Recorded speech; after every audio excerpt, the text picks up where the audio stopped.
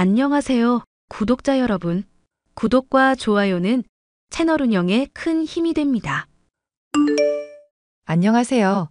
저는 20대 중반 여자로 최근 약혼했었던 예비 신랑과 파혼을 한 상황입니다. 예비 신랑도 그렇지만 예비 시어머니도 사람을 급 나눠서 파악하고 돈이며 경제력만 따지는 속물인 것을 알고 손절을 하게 되었는데요. 현재 본인들의 처지가 궁해지자 그냥 해본 소리라며 매달리며 난리가 난 상황인데 이미 어떤 인간들인지 저도 파악이 됐으니 앞으로는 신경을 쓰지 않고 살아가려고요. 오늘 어머님이 갑자기 나한테 기니 할 말이 있다고 찾으시네? 혹시 나 잘못한 거라도 있나? 뭐 별건 아니고 그냥 당신이 고집 부리는 것 때문에 그러실 거야. 설마 우리 부모님 하시는 식당 한 달에 얼마 버는지 당신한테 말 안 한 것 때문에 그러시는 거야? 이거 당신이 궁금한 거야? 아니면 어머님이 궁금한 거야? 누가 그랬던 중요한 상황이 아니잖아. 우리 결혼까지 앞둔 마당에서 양쪽 집안에 대해서 어느 정도 파악은 하고 있어야지. 나는 우리끼리만 서로 알면 충분하다고 생각하는데 부모님이 빚 있다고 쳐도 우리한테 물려주실 것도 아닌데 그런 게 왜 중요해? 혼수라든가 예단 같은 거 할 때 규모를 어느 정도 맞춰야 한다고 하니까 그러지. 따지고 보면 당신이 지금 1억 있다고 해도 장인어른이랑 장모님 빚이 10억이면 무슨 소용이 있겠어? 그런 거 알려고 하는 쪽이 유별난 거야. 악착같이 감추는 게 유별난 거야? 이 문제 내가 분명히 당신한테 사귀기 전부터 말을 했었잖아. 우리가 서로 좋아서 사귀는 거니까 각자 부모님의 말이며 영향 같은 건 고려하지도 말자고. 그리고 부모님이 그걸 말씀 안 하시는데 캐묻기라도 하라는 거야? 나도 당신한테 내가 오픈할 수 있는 건 다 오픈했어. 그만하자. 당신이랑 얘기하면 내가 비상식적인 사람이 되는 것 같으니까. 이제 우리 월급 버는 걸로 평생 동안 저축하면 어디까지 갚을 수 있을지, 어떤 집이 좋을지 계산 좀 하려고 했었는데 그게 그렇게까지 프라이버시 침해하는 잘못인 줄은 몰랐네. 약혼식을 할 때만 해도 각자의 경제적 상황에 대해서 그렇게까지 파고들지 않으려던 남자친구였지만 약혼을 하고 결혼식 얘기도 슬슬 나오기 시작하고부터는 사람이 달라진 것처럼 굴었는데요. 저의 재산만이 아니라 부모님의 재산도 얼마인지를 은근슬쩍 물어보고 파악할 것을 종용하니 저도 슬슬 인내심의 한계가 오던 상황이었습니다. 부모님은 제가 재산이 많고 적은 것에 따라 흔들리지 않기를 바란다고 가게를 운영하면서 매출이 좋은지, 빚이 얼마나 있는지 등의 일체를 말씀해주지 않으셨기 때문이죠. 예, 그쪽 집안이랑 약혼식이나 한 마당이라지만 이런 얘기는 좀 해야겠다. 그 시어머니 될 분이랑 사위 될 사람 솔직히 너무 유별난 거 아니니? 음식점 하는 사람이면 하루하루 매출이 다르다 정도로 말하면 되는 거고, 이렇게 말하면 굳이 파고들지 말란 말로 이해를 해야 하지 않아?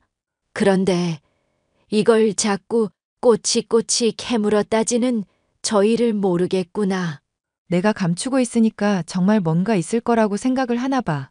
이것 때문에 자꾸 분위기 안 좋아지고 어머님은 어머님대로 압박 줘서 미치겠다 정말. 엄마랑 아빠 한 달에 얼마 버는지 솔직하게 말해주면 안 돼?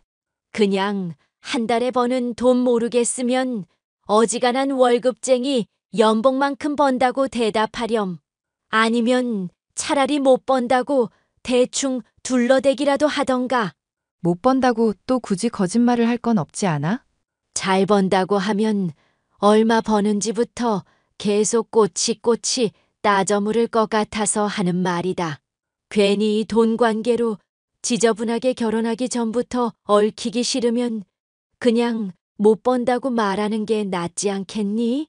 설마 하니 못 번다고 하면 파혼이라도 하자고 할까 봐. 에이, 기훈 씨가 그럴 사람이야? 사람 안 맞는 거 식장 들어가면서 알게 되고 신혼여행 가면서 또 알게 된다잖니. 당장에야 약혼까지 했으니 마음 잘 맞는다 생각할 수 있다지만 그게 언제까지고 그러리란 보장 있어? 괜히 나중에 귀찮을 일 만들지 말고 그냥 벌이 시원찮다고 말하렴. 엄마의 말을 처음 들었을 때야 굳이 거짓말을 할 필요가 있나 싶었고 딱히 그러고 싶은 마음이 들지는 않았는데요. 예비 시어머니까지 나서서 저의 부모님이 얼마나 버시는지 궁금해하는 모습을 보니 못 번다는 엄마의 말을 그대로 전할까 싶기는 했습니다. 저야 부모님이 얼마나 버시는지 알 도리가 없으니 그렇게 말한다고 하더라도 딱히 거짓말은 아니겠다 싶었고요. 아가, 내가 시간이 많이 바쁜데 보는 건 다음에 보자꾸나. 네, 어머님 편하신 대로 하시면 될 것 같아요. 내가 왜 보자고 했는지는 안 궁금하고? 하실 말씀이 있으시다고 들었는데요. 그게 어떤 내용인지는 자세히 얘기를 안 해주셨어요. 내가 너 보자고 한 건 그냥 사돈들 걱정이 되기도 하고 해서 요즘 요식업계가 영 매출도 떨어지고 전반적으로 경기가 좋지 않다고 들었거든. 그래, 찾는 손님들은 꾸준히 있으시고 일손 부족해서 직원 여러 쓰는 거 보면 사람은 많은 것 같아요. 그게 사람이 반짝 많은 게 아니라 꾸준히 많아야 하지 않니? 밤늦게까지 영업하시는 것 같은데 주류 판매량은 괜찮으시고? 죄송한데요. 어머님이 지금 궁금하신 내용이 뭔지 모르겠어서요.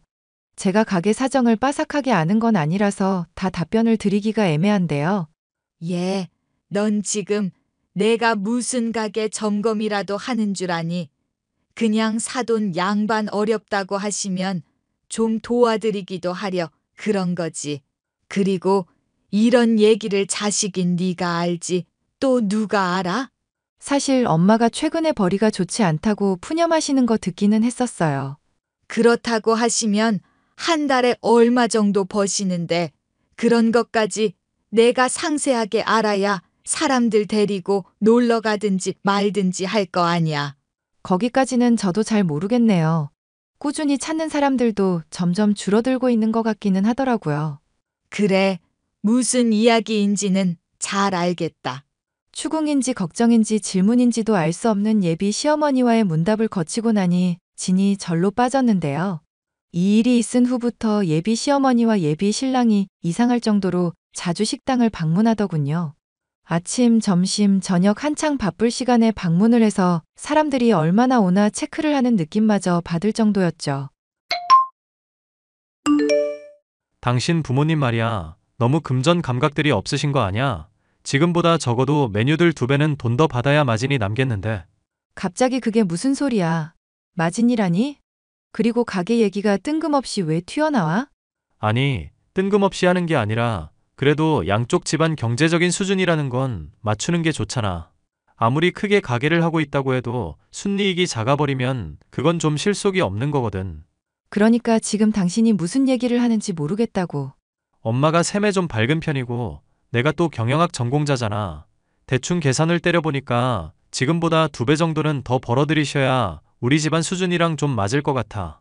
와, 당신 진짜 어이가 없다. 그럼 최근에 자주 어머님이랑 가게 방문했었던 게 가게 매출 계산하려고 그랬던 거야? 사람이 걱정되는 마음으로 호의를 베풀면 그냥 좋게 좀 받아. 뭐 그렇게 꼬치꼬치 따지고 그래. 결과만 좋으면 됐지. 결과고 자시고 간에 이런 문제로 얘기하는 게 난 어이가 없어서 그렇지. 우리 부모님 나 대학 보낼 때까지 키워주시면서 돈으로 나 힘들게 하신 적 없는 분이야.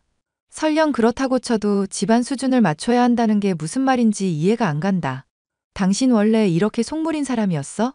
당신 생각을 잘하고 말을 하는 게 좋을 것 같다. 예전에 나랑 마음 잘 맞고 말 잘 통한다고 했었지?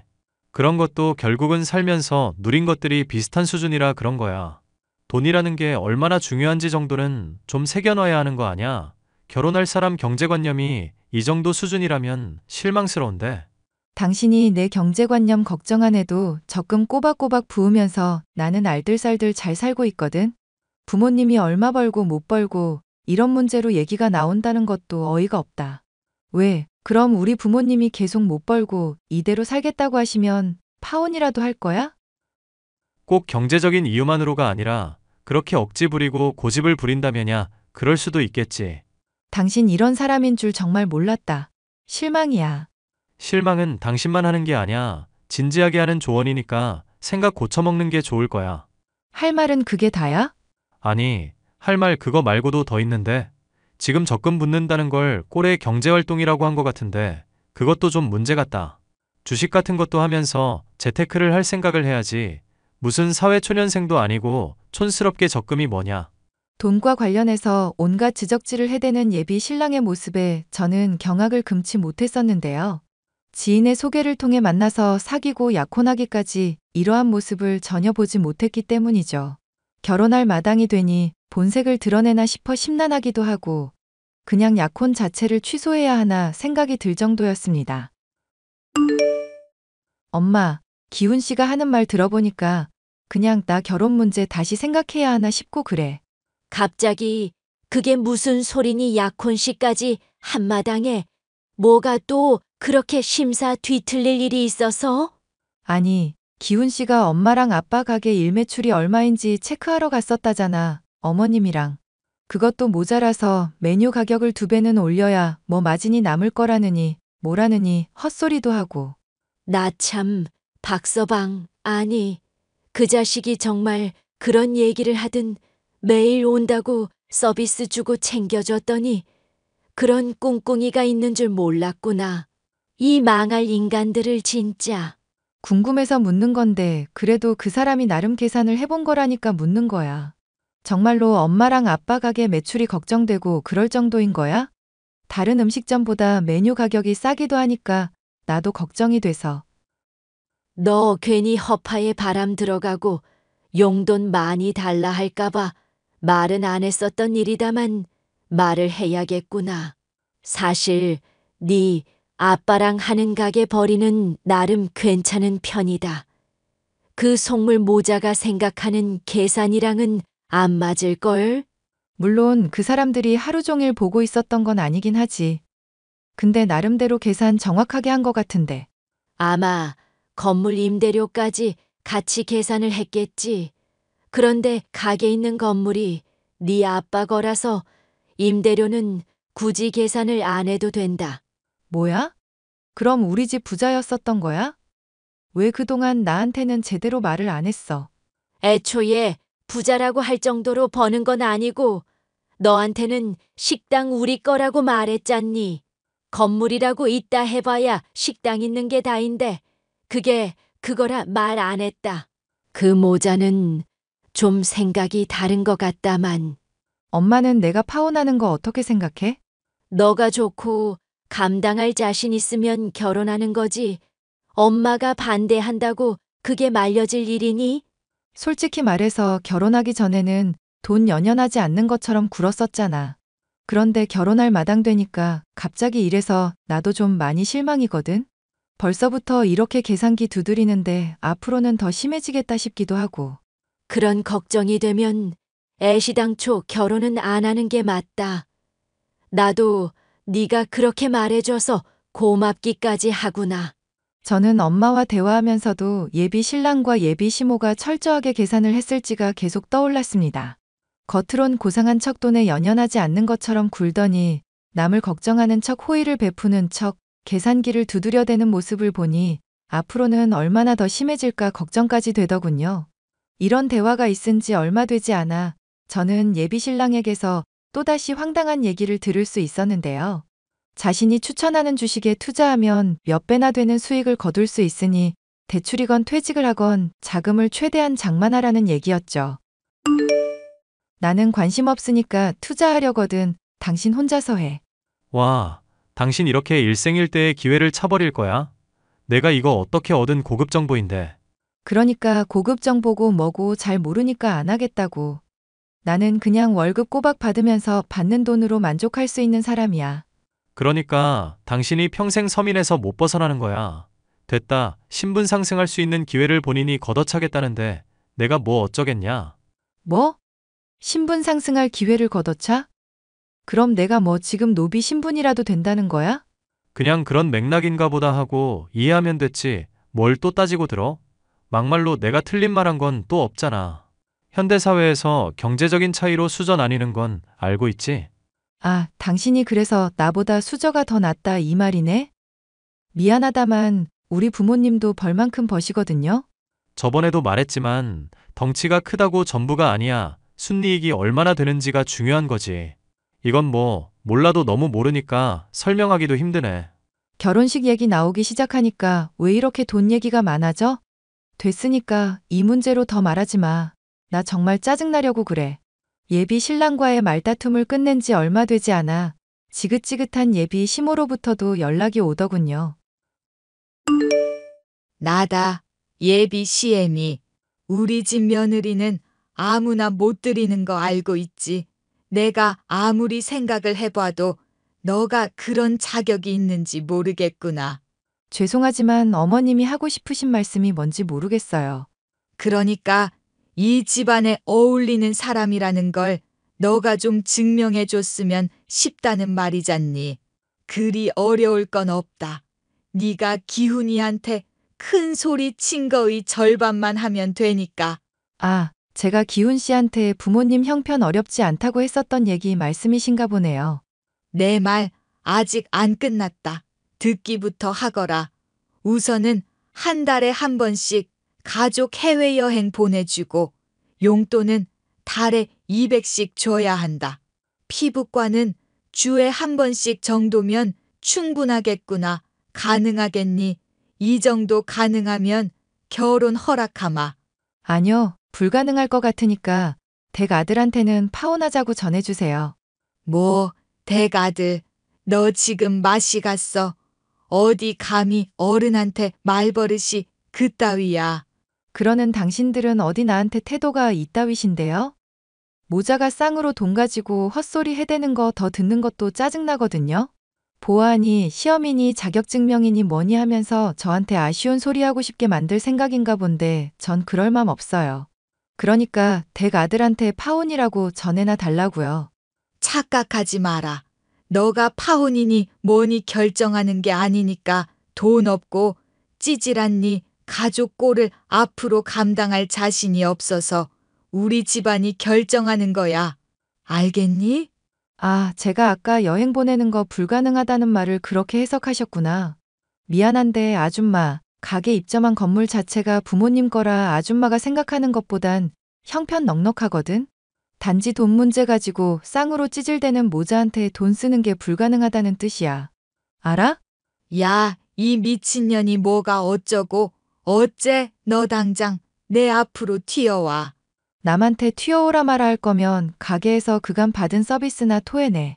돈 많다는 것들이 오히려 더 독하다니까? 파혼을 선언하고 그간 겪은 스트레스를 되갚아줬더니 예비 시모는 아주 발광을 하더군요. 그런데 이런 통쾌한 일은 이것으로 끝이 아니었습니다. 확실한 정보라며 주식에 많은 돈을 투자했었던 전 예비 신랑이 어느 날인가 눈물로 호소를 해오더군요. 미안한데 나 정말 급전이 필요해서 그러니까 5천만 원만 좀 어떻게 안 될까? 당신이랑 나 이제 아무 사이도 아니거든? 갑자기 5천을 해달라고 하면 그게 어디서 튀어나와? 그래, 너 나한테 많이 실망한 것도 알아. 그런데 들어보니까 너 부모님 벌이도 괜찮으시다며. 5천만 원 정도 해주는 건 어렵지도 않을 거 아냐. 내가 그럴 이유도 없고 그러고 싶지도 않으니까 그렇지. 집에 밥 많이 남는다고 밥을 음식 쓰레기통에 버리진 않잖아. 사실 나 회사에서 쓸 돈을 잠깐 융통한 일이 있어서 그래. 감사 나온 상황인데 5천이면 어떻게든 해결할 수 있을 것 같거든. 융통 같은 소리 하고 있네? 회사 돈을 횡령해? 와, 이거 진짜 미쳤구나. 설마 주식하다가 돈 잃어버린 거야? 원래 주식시장이라는 게 변동이 좀 크잖아. 잠깐 묶어놓느라 힘든 상황인 거고 금방 좋아질 거니까 믿어주라. 응? 나 한 번만 숨 쉴 수 있게 좀 도와달라고. 제발 좀 부탁이야. 꺼져. 너 같은 속물의 그지 새끼한테는 한 푼도 줄 돈 없어. 잘난 엄마한테나 의논해 보셔. 야, 내가 이렇게 애원하고 있잖아. 도와달라고. 그 뒤로 전 예비 신랑은 주식을 제대로 말아먹었다며 몇 번이고 더 아쉬운 소리를 해왔습니다. 경찰에 신고를 하겠다고 으름장을 놓고서야 지속적인 연락으로 절 괴롭히는 일을 그만두었죠. 일이 이렇게 되고 보니 정말 속물적인 사람들이란 생각이 들었고 손절을 하길 잘했다. 생각이 드는 최근이네요. 마음 잘 맞는다. 생각하던 예비 신랑의 본색을 알고 파혼에 이르기까지의 제 이야기 마지막까지 들어주셔서 감사합니다.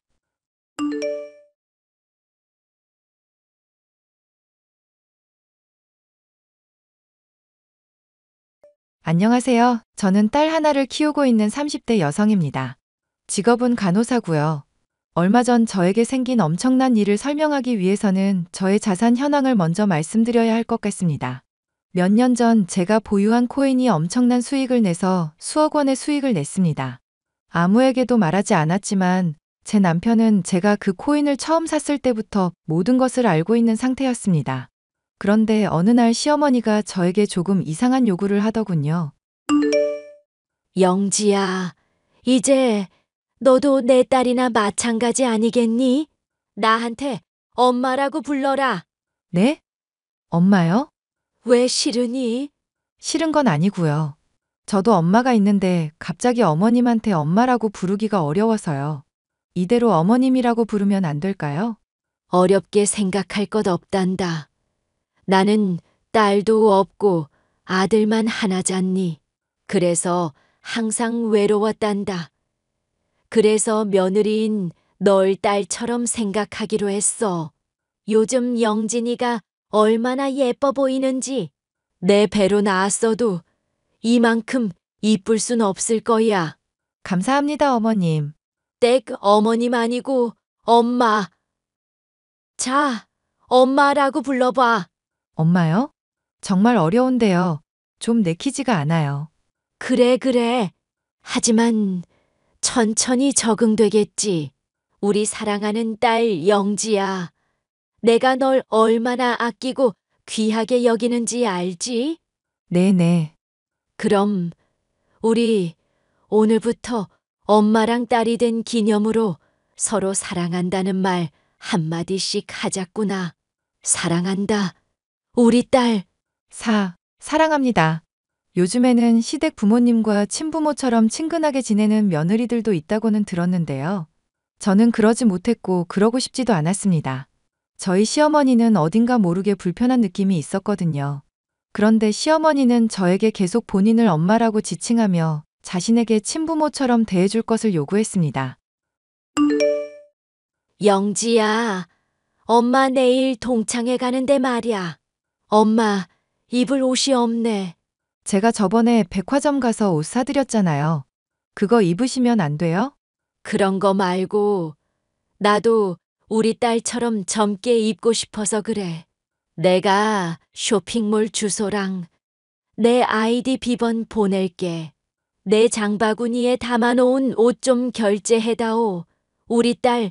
어머님, 저 이번 달에 마이너스예요. 들으셨는지는 모르겠지만 그이가 접촉사고를 내서요. 그거 제 돈으로 막느라 정말 허리가 휘고 있어요. 지금 제 옷은커녕 양말 한 켤레도 못 사고 있어요. 죄송해요. 너는 딸이 되어서 엄마가 거지같이 살면 만족하니? 엄마가 거지면 딸도 거지인 거야. 너는 엄마가 길바닥 거지처럼 살아도 좋아. 어머님, 그런 뜻이 아니라요. 엄마라고 부르라니깐. 우리 딸이 나한테 이렇게까지 벽치는 거 엄마는 너무 슬퍼. 엄마랑 딸 사이에 그런 법은 없는 거야. 우리 서로 사랑하며 살아도 모자랄 시기에 어머님이라니. 그렇게 슬픈 말은 하지 말아줘. 저 정말로 이번 달은 어려워서 그래요. 옷은 다음 달에 결제해 드릴게요. 내가 우리 동규한테 다 들었다. 우리 딸 아주 부자라면서 코인으로 대박났다며? 어머님이 그걸 어떻게 아세요? 제가 동규 씨한테 아무한테도 말하지 말라고 신신당부했는데요. 엄마랑 딸 사이에 비밀이 어딨니? 엄마는 우리 딸이랑 일심동체가 되고 싶단다. 우리 사이에 비밀 같은 건 있어서는 안 돼. 그리고 말이지, 너 친정엄마한테 매달 용돈 드리고 있다면서? 동규 씨가 그런 것까지 말했어요? 네. 저희 엄마 몸이 약하셔서 지금 경제 활동을 못하고 계세요. 저라도 도움을 드리지 않으면 안 될 것 같아서요. 동규 씨가 벌어오는 돈으로 드리는 거 아니고요. 제가 개인적으로 드리는 거예요. 듣자 하니 다른 사람들 월급만큼 준다면서? 금액은 말씀드리고 싶지 않아요. 저희 엄마는 저 키우시느라 모든 걸 희생하셨어요. 딸이 된 도리로 이 정도 하는 건 당연하다고 생각해요. 너는 내 딸이기도 하잖니. 나한테도 딸된 도리를 다하는 게 어때? 저 어머님한테 잘하고 있는 거 아닌가요? 같이 여행도 가고, 백화점 가서 쇼핑도 하고요. 그니까 그런 것도 계속하고 너희 친정엄마한테 하는 거랑 똑같이 해달라는 거징. 정신적으로도 그렇고 물질적으로도 그렇고 금전적으로도 말이지. 아, 혹시 저희 엄마한테 드리는 만큼 똑같이 용돈을 달라는 말씀이세요? 어머님은 아파트도 있으시고 연금도 나오시고 이런 말씀 외람되지만 그래도 여유 있으시잖아요. 저희 엄마는 정말로 저 아니면 생계가 어려우세요. 너희 엄마는 좋겠다. 너 같은 졸부 딸내미 있어서 딸 없는 사람은 아이의 접신물에 코 박고 죽어야지 원. 세상 서러워서 살 수가 있나. 나 그냥 옥상 가서 뛰어내릴 테니까 나 죽으면 내 시체나 찾으러 오렴. 갑자기 왜 그렇게 극단적인 말씀을 하세요? 됐다. 나 없어도 신경도 안 쓸 천하에 매정한 것. 다시는 나 찾지 마. 혀 깨물고 죽어버릴라니까. 그러지 마세요. 일단 어머님 계좌로 용돈 조금 보내드렸어요. 이걸로 입고 싶으신 옷 한 벌 사세요. 저 정말 어렵게 드리는 거예요. 땡큐. 사랑한다 우리 딸. 시어머니는 결코 경제적으로 어려운 분이 아니었습니다. 연금을 받으셔서 누구보다 여유롭고 풍족하신 분이었는데 왜 그렇게 돈에 집착하는지 알 수 없었습니다. 본인 돈으로 충분히 살 수 있는 물건도 저에게 결제해달라고 하셨고 심지어는 냉장고가 비었다면서 수시로 먹거리를 배달해달라고도 하셨습니다. 처음에는 어머님이 핸드폰 사용이 익숙치 않으시니 좋은 마음으로 해드렸는데 그게 쌓이고 쌓이니 저한테도 너무 큰 부담으로 다가왔습니다. 자기야, 어머님한테 내가 코인으로 수익 본 거 얘기했어? 왜? 왜라니, 내가 아무한테도 말하지 말라고 했잖아.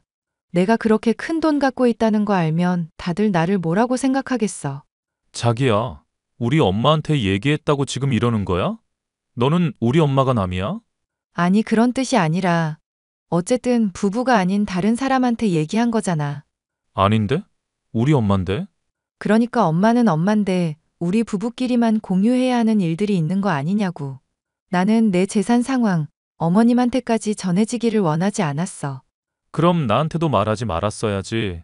내 귀에 들어온 이상 우리 엄마가 아는 건 당연한 거야. 자기, 나, 그리고 우리 엄마는 일심동체 한 몸이거든.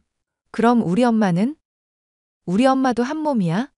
나랑 자기 사이에 있었던 일들 전부 엄마한테 가서 말해도 돼? 기분 나쁘게 우리 일을 장모님한테 왜 일러 바쳐? 우리 가족은 너랑 나, 그리고 우리 엄마까지야. 자기 너무 이기적이야. 왜 나만 자기 가족에 포함되어야 해? 그리고 어머님이 자꾸 나보고 엄마라고 부르라고 시키시는데 그거 정말 부담스러워. 엄마라고 말하면 혓바닥이 부러지냐? 그냥 엄마로 해드려.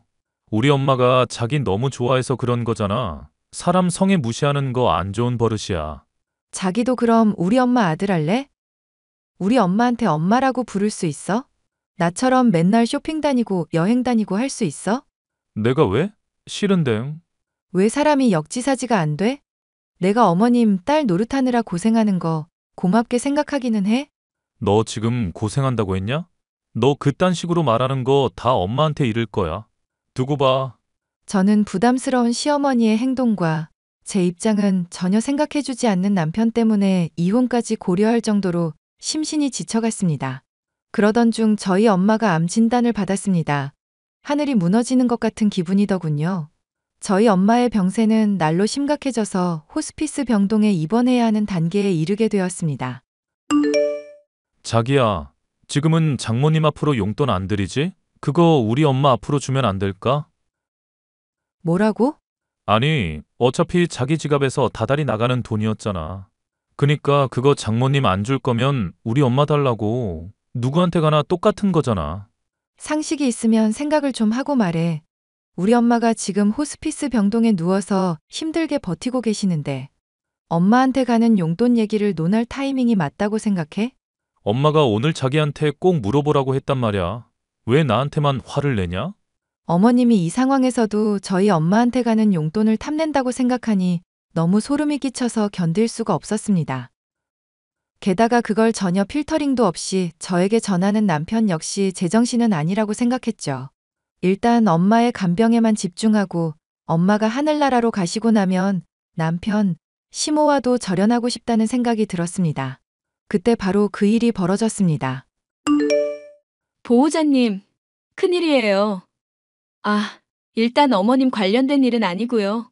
어머님 상태는 요 며칠 안정적이에요. 다른 일로 연락드린 건데요. 상당히 심각한 일이에요. 무슨 일이신 거죠? 저희 엄마와 관련된 일은 아니라니 다행이긴 한데 그거 말고 심각한 일이 뭐가 있을까요? 이 사람 누군지 아세요? 저희 시어머니인데요. 병원에 찾아가셨어요? 병문안 다니는 그런 분이 아닌데요. 시어머니라니 더 미칠 것 같네요. 이 사람이 오늘 저한테 찾아와서 뭐라는 줄 아세요? 자기가 돈 줄 테니까 김영진님 어머니한테 독극물을 주사하라는 거예요. 뭐라고요? 그게 사실이에요? 저는 정말 놀라서 벙쪄 있었거든요. 그랬더니 돈을 더 주겠다고. 얼마면 해주겠냐고 하는 거 있죠.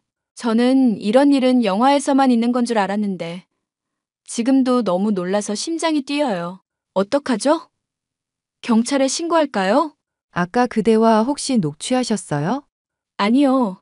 너무 놀라서 그럴 겨를도 없었죠. 그럼 증거도 없는 거네요. 부탁 하나만 드릴게요. 저희 시어머니가 번호 남겼죠?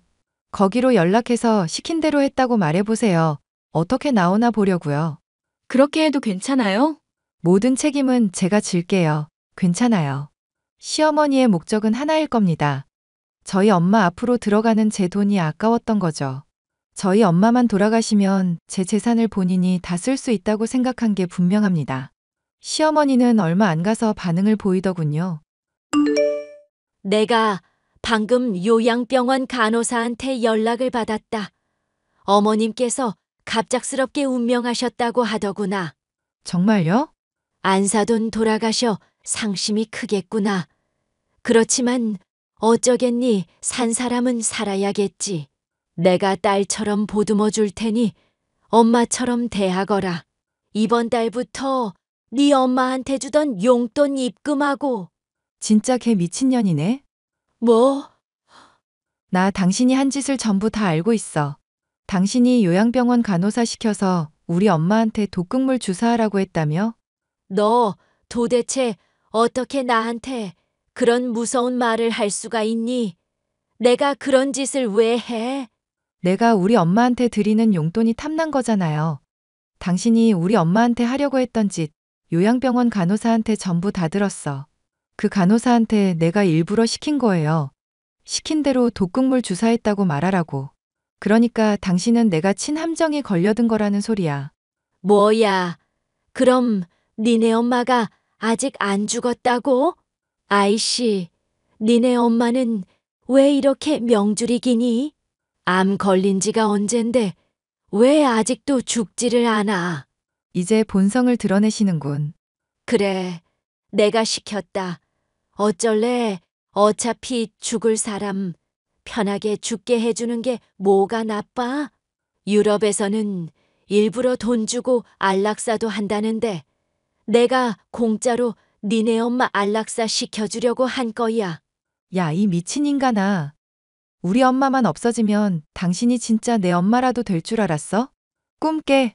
당신은 내 엄마 자격도 없을 뿐더러 아예 인간 실격이야. 남은 여생은 아주 비참하게 보내도록 기원할게.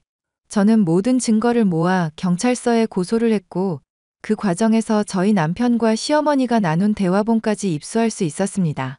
시어머니의 단독 행동이 아니라 남편까지 연루되어 있다는 사실에 뒷목을 잡았습니다. 이 도라이야, 이혼해. 너네 모자는 완전히 소시오패스 사이코패스야. 자기야, 나 한 번만 봐주라. 일단 나는 엄마가 시키는 대로 한 거야. 엄마가 다 계획한 거고 나는 따라간 것뿐이란 말이야. 나는 고소하지 말아주라. 응? 그걸 내가 믿을 거라고 생각하냐? 너도 너네 엄마랑 똑같은 인간이야. 콩밥이나 처먹어라, 이 모자란 인간아. 저는 남편과 시모를 살인교사 혐의로 고소했고 아직도 재판은 진행 중입니다. 남편과는 바로 이혼했고 아이는 제가 데려오게 되었습니다. 알고 보니 시모는 빚이 어마어마했습니다. 본인의 사치를 감당하지 못해 백화점에서 할부로 신용카드를 긁어대며 생활하고 있었던 것입니다. 그 빚을 갚기 위해 저희 엄마의 목숨을 빼앗고 제 재산을 가로채려 했다는 게 너무 어이가 없을 뿐입니다. 설령 저희 엄마가 하늘나라로 떠난다고 할지라도 저는 절대 시모에게 용돈을 주거나 큰 돈을 쥐어줄 생각이 없었기 때문입니다. 제가 겪은 일들을 이렇게 털어놓고 나니 속이 후련하네요. 긴 사연 들어주셔서 정말 감사드립니다.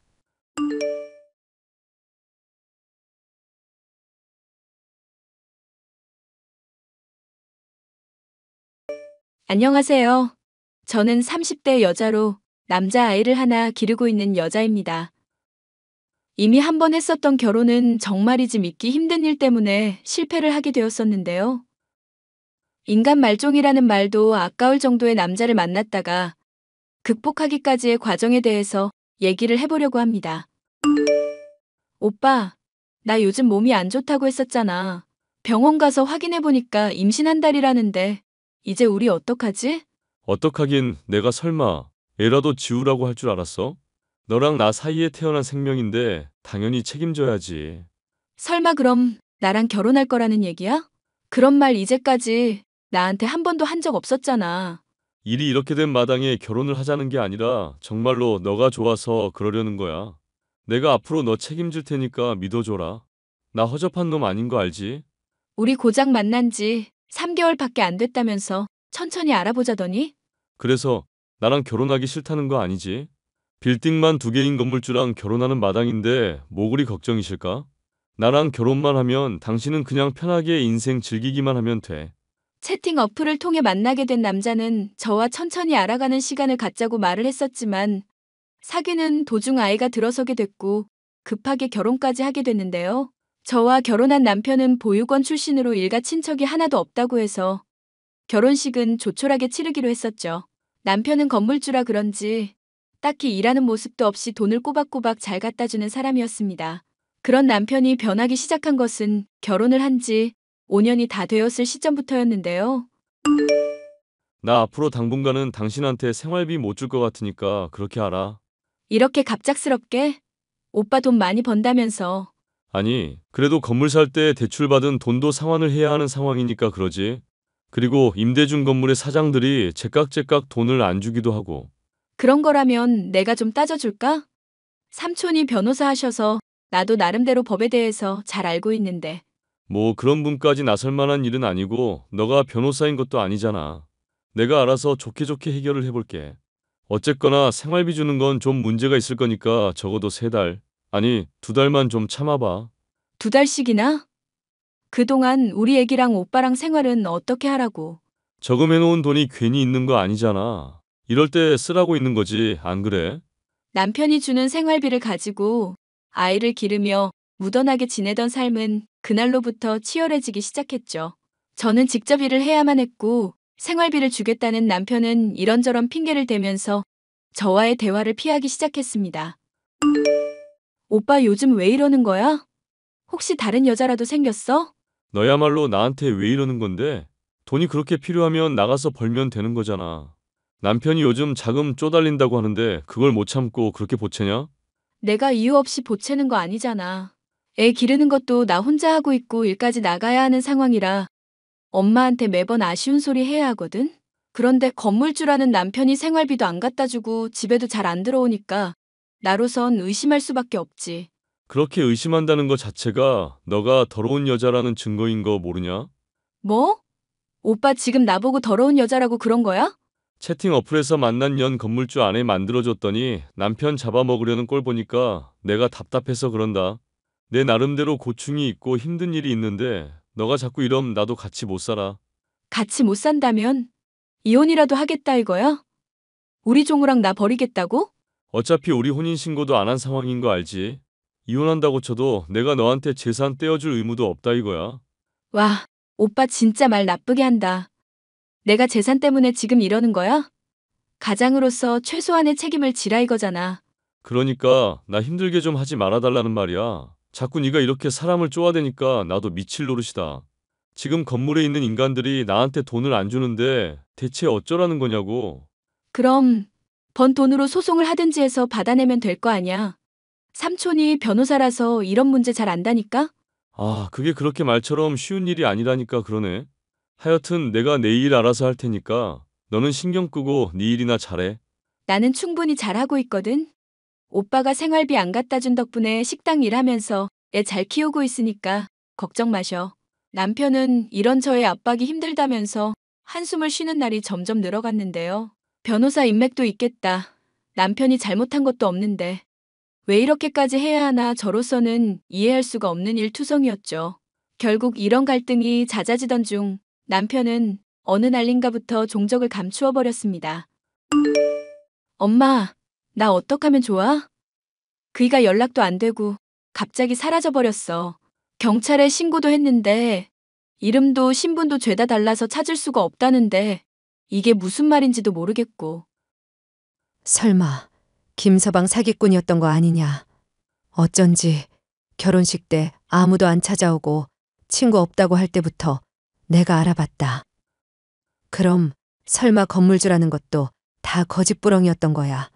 아니, 나 분명 그이가 건물에 들어가면서 임차인들한테 인사하고 서로 아는 사이인 거 봤었는데?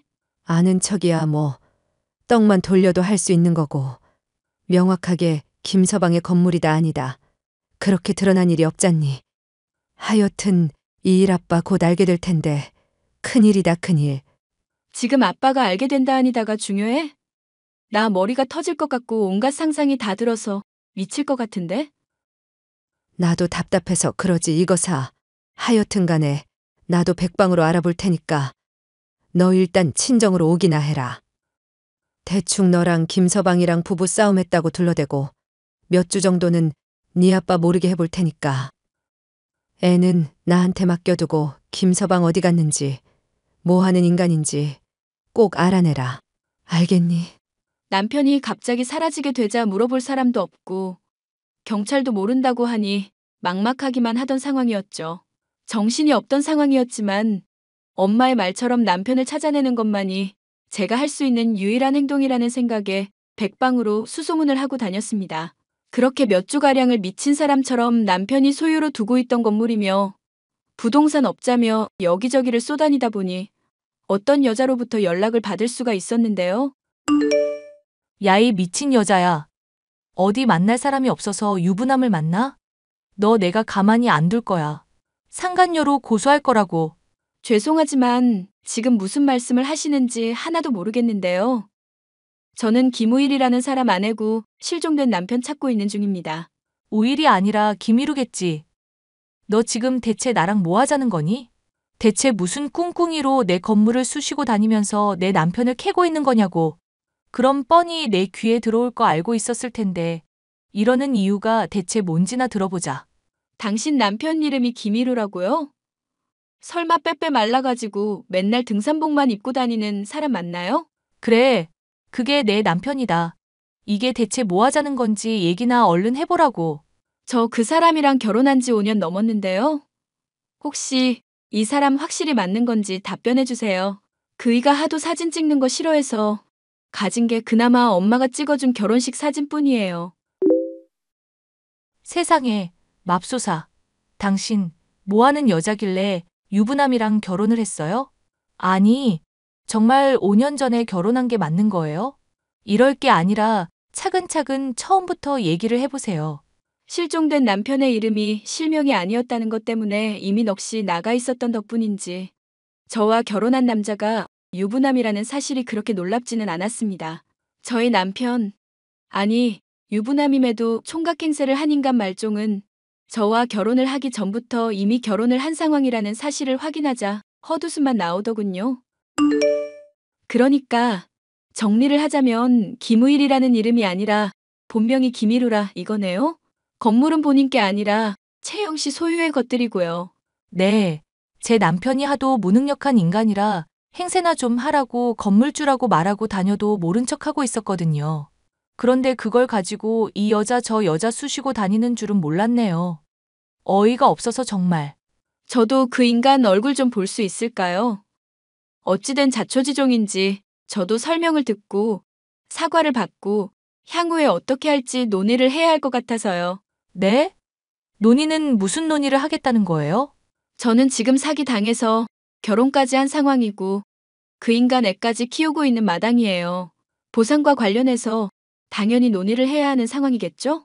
와, 이 여자 이제 보니까 참 무서운 여자네.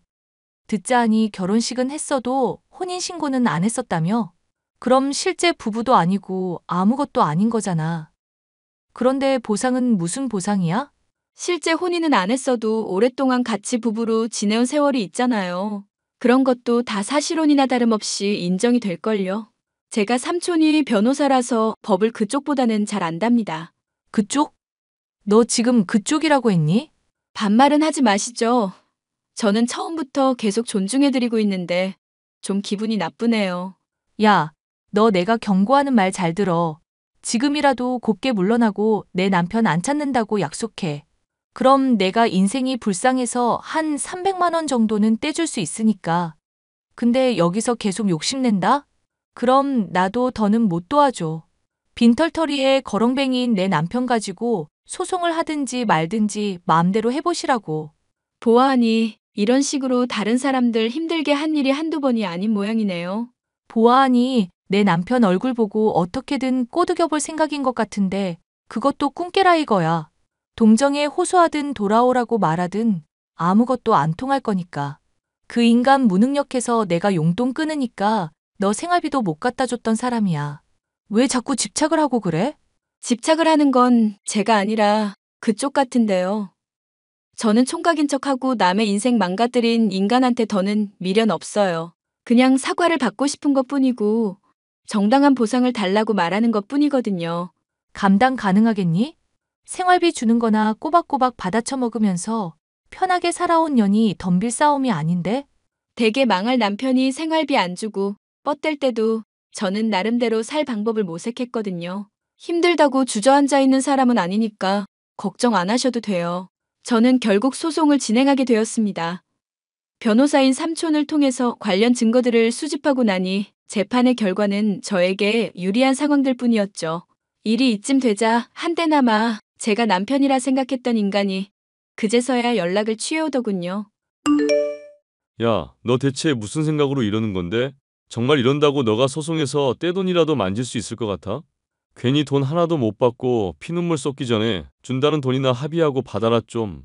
얼굴 볼 용기도 없어서 부인한테 맡기고 숨어있던 인간이 할 말이니?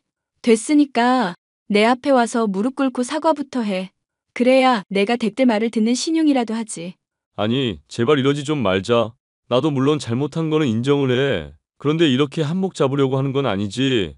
나는 너가 최소한의 양심은 있다고 생각했었는데 그게 아니었나 보네. 종우 아빠로서 생활비 꼬박꼬박 주면서 성실히 산다고 생각했었던 것도 그냥 부인한테 받는 용돈의 일부분일 뿐이었고.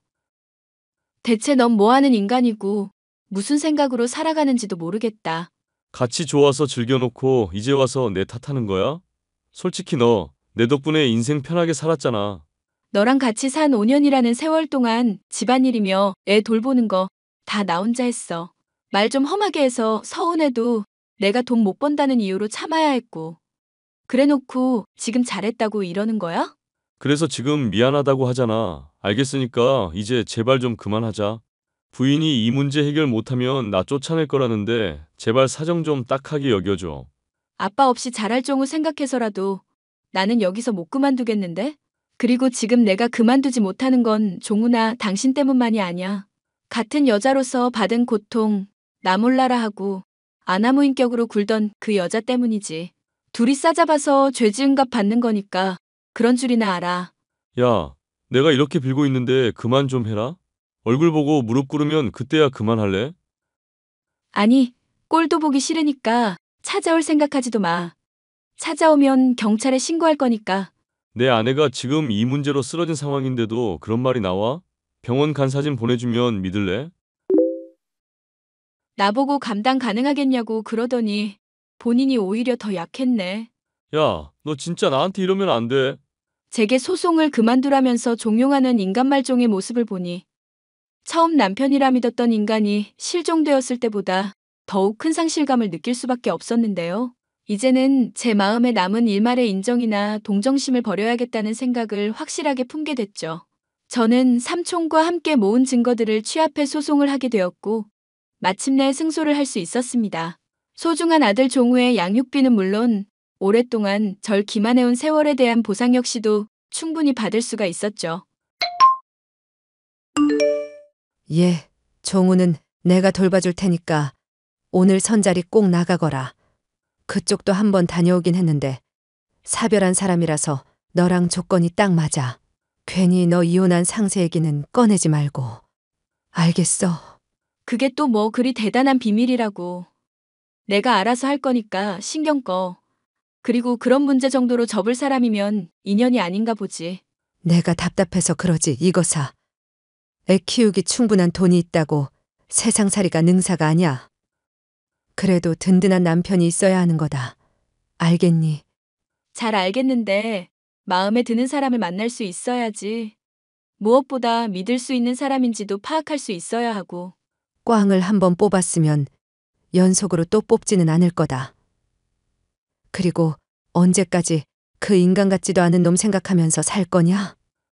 그쪽 집안도 소송지고 나서 여자도 쓰러지고 완전 풍비박산 났다면서? 그런 얘기는 못하러 해. 하여튼 내가 내 문제 알아서 할 거니까 너무 보채지 마셔.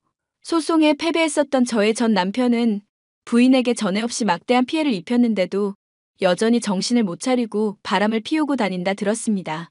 저 같은 피해자를 무시하며 이쁘지도 않은 인간을 감싸던 여자는 막대한 재산을 잃고 현재 전 남편과 함께 월세살이를 하는 신세가 됐다는 얘기 또한 전 남편의 부인을 통해 들을 수 있었는데요. 제게 이런 얘기를 하면서 이 모든 일의 원인이 저 때문이라고 원망하는 모습을 보니 아직도 정신을 차리려면 한참은 멀었다 싶은 마음이네요.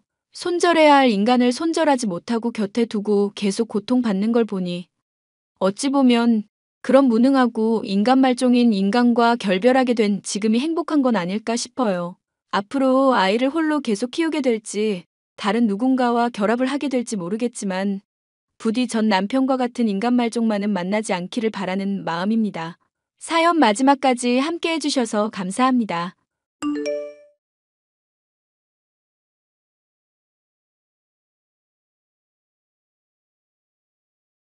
안녕하세요. 부산에서 친정 부모님과 함께 세탁소를 운영하고 있는 30대 중반 여성입니다.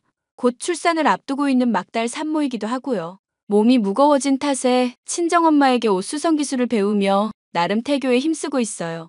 저도 주부이고 곧 아이 엄마 되는 입장이라 시댁, 결혼 사연에 그렇게 공감이 많이 가더라고요. 그러다 제가 겪은 일도 사연으로 보내보면 어떨까 싶어 남편의 동의를 구하고 이렇게 글을 적어봅니다.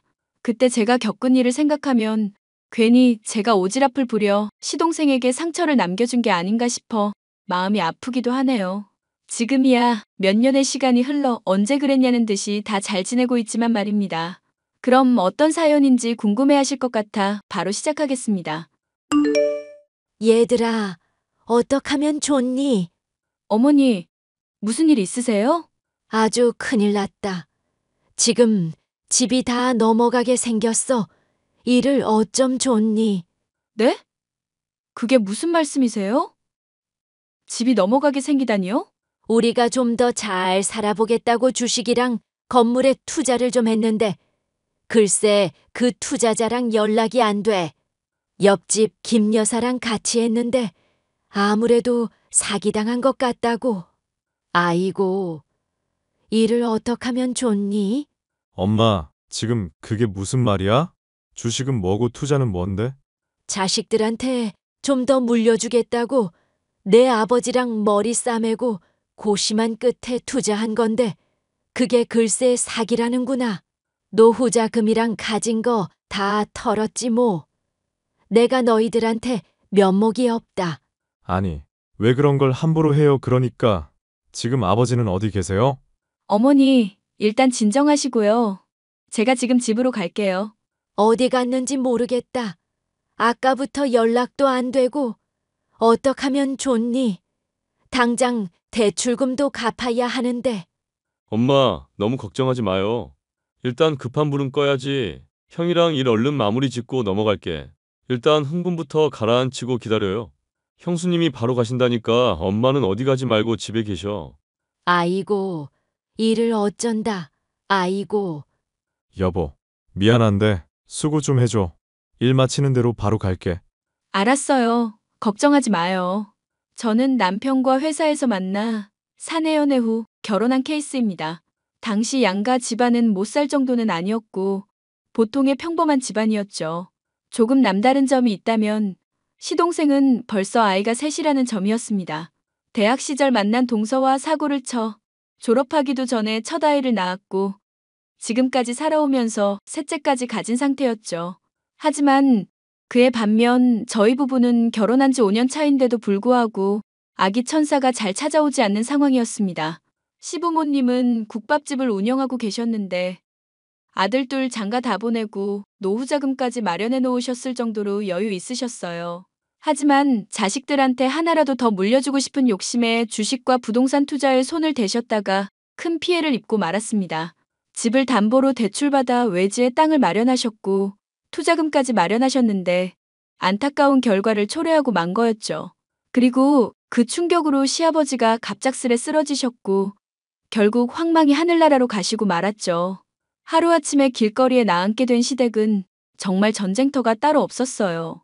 곧 셋째 조카가 태어날 상황이었고 이대로는 길거리에 나앉을 수 없어 있는 돈 없는 돈 털어 시동생 부부는 원룸살이를 시작했습니다. 시어머니는 저희 부부가 모시고 살게 되었고요. 그런데 말입니다.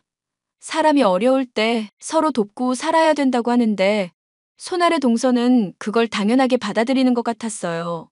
마치 자기들이 이 정도 수준이니 조금이라도 여유 있는 당신들이 알아서 해라? 같은 심보 말입니다. 호의가 계속되면 권리인 줄 안다는 말이 있는데 동서가 딱 그 짝이더라고요. 어머니, 집에 안 계세요? 응, 나 저기 일하러 나왔어. 네? 무슨 일이요? 그냥 집에서 쉬시라니깐요. 어디서 일하시는데요? 어떻게 내가 가만히 있니? 나도 염치라는 게 있다. 요 앞 사거리 병원 건물 알지? 거기서 건물 청소 시작했어. 어머니, 고생하시는 거 원치 않아요. 이참에 좀 쉬시라니까. 에이, 도영이네도 저렇게 사는데 내가 한 푼이라도 벌어서 이사라도 갈 수 있게 해줘야지. 어머니, 저희 다 돈 벌고 있고 상황 조금씩 나아지고 있잖아요. 이제 이자만 조금씩 내면 되는데 어머님까지 부담 가지실 필요 없어요. 그래도 내가 싸놓은 똥은 치워야지. 너희들 잘 먹고 잘 살게 해주겠다고 우리가 얼마나 개고생을 했는데 그대로는 아니지만 조금이나마 보탬이 된다면 뭔들 못하겠니? 어머님, 아버님도 그렇게 되시고 하루라도 마음 편하실 날 없었잖아요. 누구보다 저희가 더 잘 알아요. 그러니 마음 쓰지 마시고 힘들게 일하지도 마시고 이제는 좀 편하게 사세요. 말이라도 고맙다. 그나저나 둘째네는 연락 자주 오니? 새아가가 곧 출산인데 가뜩이나 올여름이 덥다는데 걱정이 이만저만 아니구나.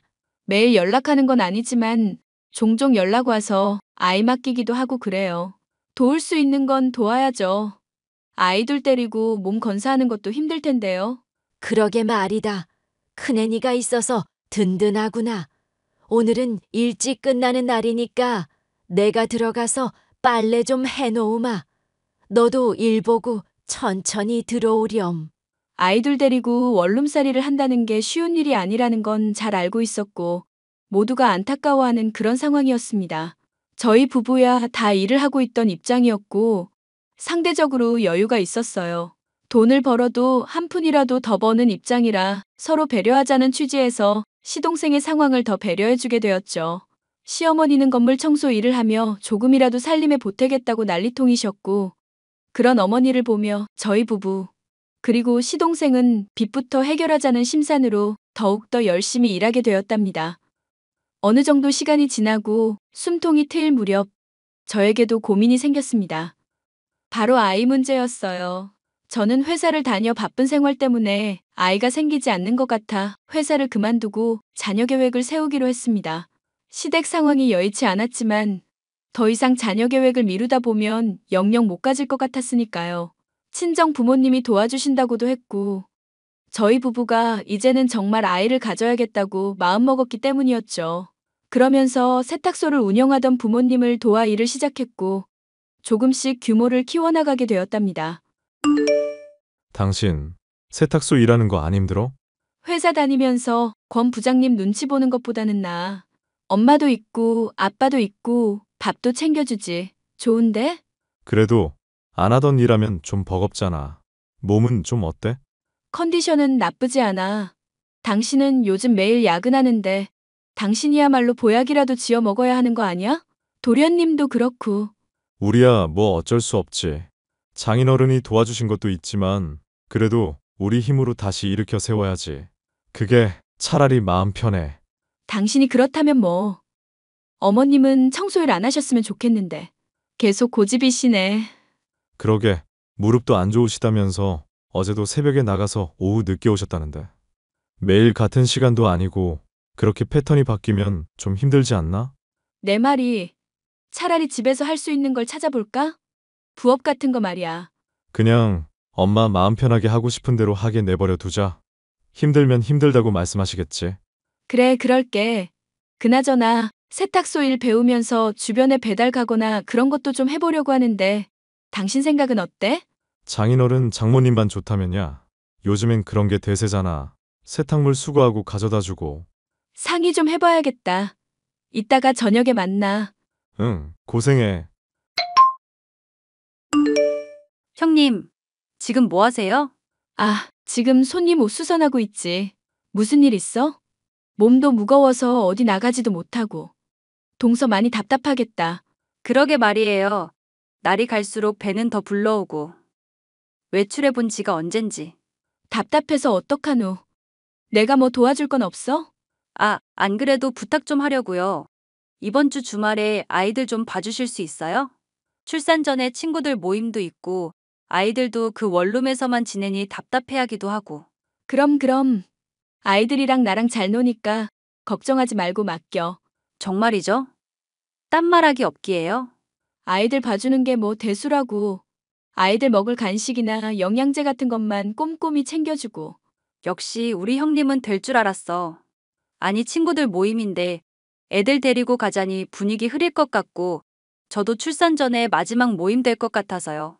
이 정도는 이해해 주실 수 있죠? 그럼 토요일만 맡아주면 되는 거야? 네, 일단은요. 모임 나가봐야 알겠지만 분위기 무르익고 그러면 밤도 샐 것 같아요. 에이, 내일 모레 출산할 사람이 밤까지 새면서 노는 건 좀 아니다. 아이도 아이지만 몸을 생각해야지. 그나저나 어제 검진 다녀온 건 뭐래? 별일 없어요. 아기도 잘 크고 있고 이제 출산만 하면 되니까요. 아무튼 형님, 저 그럼 애들 짐 쌀게요. 그래. 그럼 내가 이따가 데리러 갈게. 네, 감사해요. 시동생 부부가 원룸에서 생활하는 바람에 가끔씩 아이들을 저희 집에 데려오곤 했는데요. 막달 임산부인 동서가 쉬는 시간도 있어야 하고 가끔 약속이 있을 때면 종종 맡기곤 했었답니다. 그런데 언제부터인가 아이들을 맡기는 게 자연스러워졌고 제가 회사를 그만둔 이후부터는 아예 대놓고 애들 보내면 안 되냐고 하더라고요. 사실 예전에 동서가 저에게 말실수한 게 있는데 결혼하기 전에 친정집에 대해 이야기하니까 집안 퀄리티가 안 선다고 했었나? 그랬을 거예요. 뭐 지난 일이니까 이제는 아무렇지 않은데 당시에는 제가 많이 상처받았었거든요. 아무튼 동서는 저에게 아이들을 자주 맡겼고 외출하는 일이 잦았었답니다. 동서도 시댁이 그렇게 되고 나서는 뭐라도 해보겠다는 심산으로 공동구매나 구매 대행을 해주는 일을 하더라고요. 자기 딴에는 유명한 인플루언서라며 온 동네방네 떠들고 다니며 자랑해대기 바빴죠. 근데 딱 거기까지였어야 했습니다. 자랑을 넘어서서 아예 상대방을 까내리기 시작했기 때문이었죠. 형님, 저 이번에 효소 공동구매하는데 이참에 형님도 드셔보시는 거 어때요? 나는 딱히 생각이 없어. 먹고 있는 제품도 있고 요즘 임신 준비한다고 음식 가려서 먹고 있거든. 미안. 뭐 좋은 거라도 드시나 봐요? 제가 팔아서 안 드시는 건 아니고요. 그런 게 아니야. 한약도 먹고 있고 여러 가지 신경 쓸 게 많아서. 아니, 제가 이거 많이 팔면 그만큼 이익인데 형님도 어느 정도 팔아주셔야죠. 같은 며느리끼리 의리가 있지. 사돈 어른들은 효소 같은 거 안 드세요? 글쎄, 워낙 알아서 잘 챙겨 드셔서 딱히 필요한 게 있으신가 모르겠네. 여쭤봐 줄까? 아니, 영양제가 한두 푼도 아니고 세탁소 하면서 그런 거 사 먹을 벌이나 돼요? 지금 무슨 뜻으로 이야기하는 거야? 아니, 남들이 맡기는 옷 수선해주고 다림질 몇 번 해주면 꼴랑 몇천 원 받고 그러는데 그게 생활이 되냐고요. 그건 동서가 신경 쓸 일이 아닌 것 같아. 어머, 말 되게 이상하게 하신다. 누가 보면 제가 저격이라도 한 줄 알겠어요? 형님이 애초에 생각을 삐딱하게 하니까 애도 안 들어서고 그러는 거예요. 저처럼 돈도 벌고 적당히 쿨한 마인드를 가져야 한다고요. 저 보면 모르세요? 동서, 지금 말 다 했어? 갑자기 임신 문제를 왜 거론해? 지금 선 넘고 있는 거 알지? 형님, 정말 예민하시네. 아니, 막말로 제가 모자라요? 형님보다 제가 더 잘 벌걸요? 이참에 형님도 인플루언서 도전하세요. 세탁소 집 딸내미만 하다 죽을 거 아니잖아요. 형님도 형님 일 하시면서 만족감을 느껴야지. 아니, 난 그런 거 관심 없어. 동서처럼 남들 시선에 전전긍긍하면서 눈치 보면서 살고 싶지 않아. 그리고 세탁소가 뭐 어때서? 지금 우리 부모님 욕 보이는 거니? 누가 뭐라 했어요? 그냥 말이 그렇다는 거지. 되게 예민하시네요. 제 말이 틀린 건 아닌데. 나 동서랑 더 이상은 말 못하겠다. 나중에 연락해. 저는 자꾸 제게 시비 거는 동서에게 참교육을 시켜주기로 했어요. 시어머니와 남편, 시동생은 동서가 저한테 이런 행동을 하는 것을 모르고 있었고, 제가 할 말이 많아질 때까지 일단 참고 지내기로 했습니다. 때를 기다리고자 함이었어요. 이 정도까지 해야 할 일인가 싶었지만, 저는 진정한 참교육을 위해 흥신소 직원을 고용했고, 동서의 뒷조사를 했습니다. 며칠 뒤 흥신소 직원으로부터 연락을 받았고 퀵으로 서류 뭉치들을 받았죠. 흥신소 직원이 동서에 대해 조사한 내용이었고 그 서류를 보자마자 저는 기겁하고 말았습니다. 드라마에서 보던 일이 현실에서 벌어지고 말았거든요. 알고 보니 동서에게 내연남이 있었고 동서가 낳은 둘째, 셋째는 내연남의 아이였습니다. 내연남과는 결혼 전부터 왕래가 있던 사이였고 술집에서 만난 것 같더라고요. 당시 시댁 형편이 여유 있을 때라 돈이 많아 보이던 시동생에게 의도적으로 접근한 거였습니다. 그뿐만이 아니었어요. 인플루언서다 뭐다 하면서 광고나 협찬을 빌미로 뒷돈도 챙겨 먹고 있었더라고요. 물론 지금까지 쭉 내연남을 만나오고 있었고요. 저는 이 기막힌 사실을 어떻게 해야 하나 며칠을 혼자 끙끙 앓았습니다. 저희 집 이사를 앞두고 있기도 했고 일단 이사를 끝내고 나서 어떻게 말할지 생각해 보기로 했죠. 형님, 신혼집이 넓네요. 이번에 이사하신 집 방도 넓던데. 우리 집이 좀 좁아서 그런데 둘째랑 셋째 그 집으로 보낼게요. 첫째는 그이가 봐주기로 했고 저 친구들이랑 해외여행 좀 다녀오려고요. 당분간 부탁 좀 드릴게요. 어머니도 계시니까 힘든 건 없겠지. 불임인데 언제 애 키워보겠어. 아주 혼자 북치고 장구치고 다 하네. 내가 못 봐주겠다고 하면? 어머님도 일하시고 안 된다고 하면 어쩔 건데? 네? 그게 무슨 말씀이세요?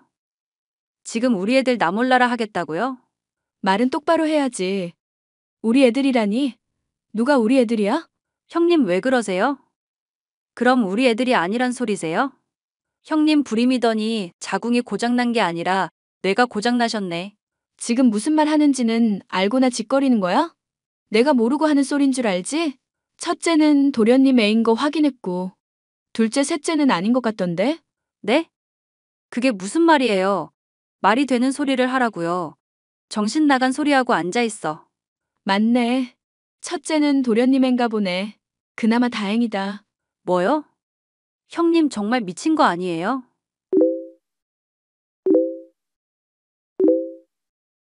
이거 보고도 그런 소리 할 수 있나 보자. 내가 모르고 하는 소리 아니라고 했을 텐데? 아, 이게 뭐야? 형님 제 뒷조사했어요. 하면 뭐가 달라져? 야, 적당히 해야지.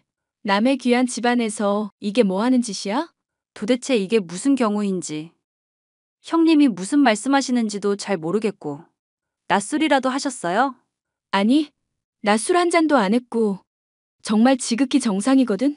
말이 많아지는 거 보니까 사실이네. 이왕 이렇게 된 거 도련님이랑 어머님한테 다 말씀드려야겠다. 말하기만 해봐요. 내가 가만 안 둘 거야. 남의 가정 파탄 내고도 네가 잘 살 수 있을 것 같아? 어쭈, 이젠 반말까지 하네? 그러게 동서가 감당할 수 있는 일을 했어야지. 집에 있는 아이들을 위해서라도. 안 그래? 형님, 아니 야. 너 내가 그런다고 쫄 것 같아? 그래 말해봐. 어디 한번 말해보라고. 내가 못할 줄 알고? 그게 소원이라면 말해줄게.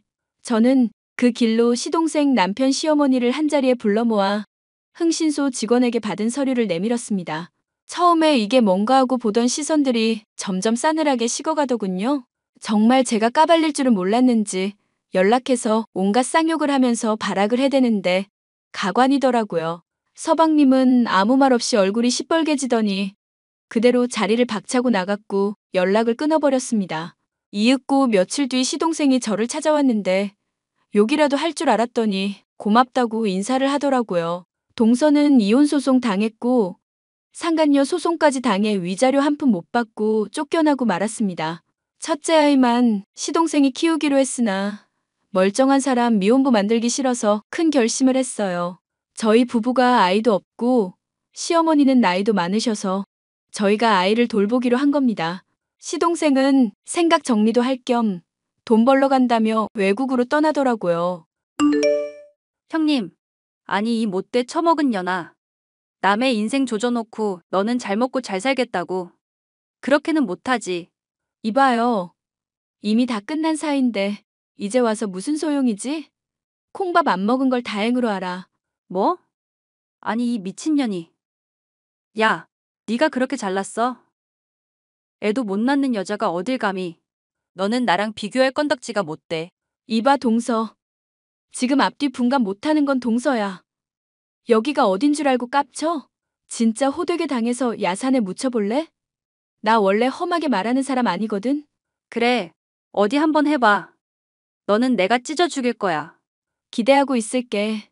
근데 아마 우리 근처에도 얼씬도 못할 거야. 접근 금지도 신청했고 통신 제한도 걸었거든. 둘이 결혼하면서 혼전 계약서 썼다며.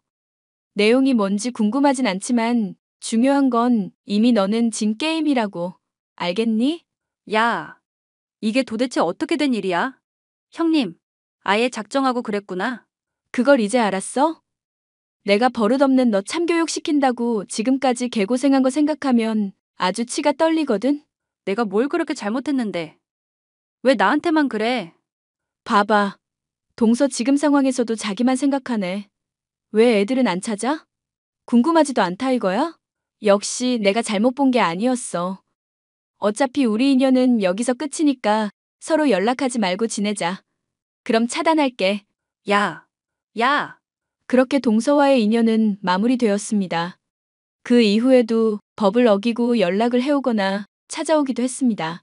누가 보면 아이라도 보러 오는 줄 알았지만 정말 순전히 돈 때문이었어요. 그도 그럴 것이 우연히 예전에 시아버지가 사놓은 작은 땅이 있는데 그 지역이 재개발되면서 40억 정도의 보상금을 받게 된 겁니다.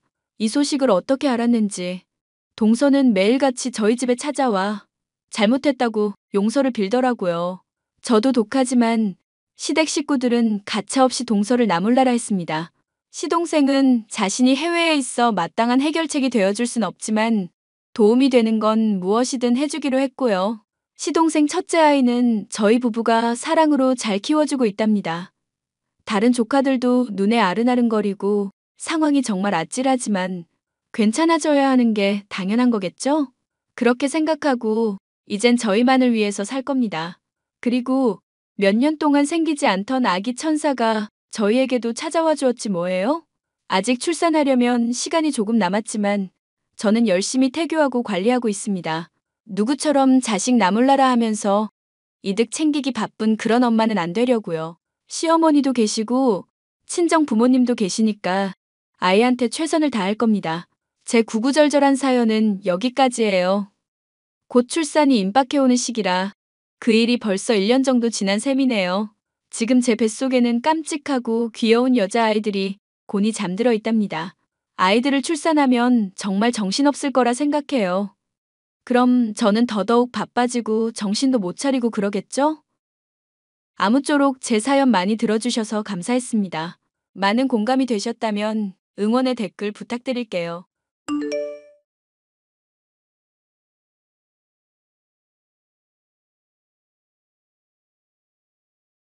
안녕하세요.